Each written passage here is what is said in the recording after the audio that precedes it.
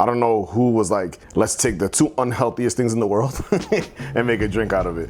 One of my favorite go-to drinks is a fat Americano, a double shot of espresso with Coca Cola. Today, we're trying it with the limited edition Oreo.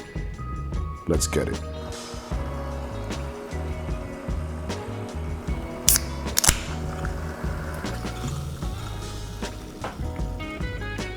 Now, I tried this the other day, and it tastes just like the cream that's inside the Oreo with like a small hint of the chocolate.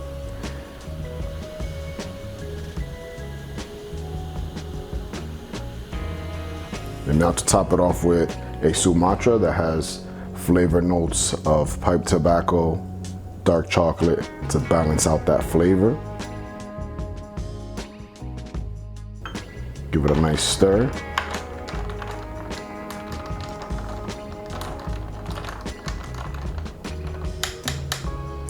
Shout out to Gio who picked one of these up. Who was like, yo, for your fat Americanos. I don't know who was like, let's take the two unhealthiest things in the world and make a drink out of it. I guess that's what they use the Coke Zero, but man, it is good.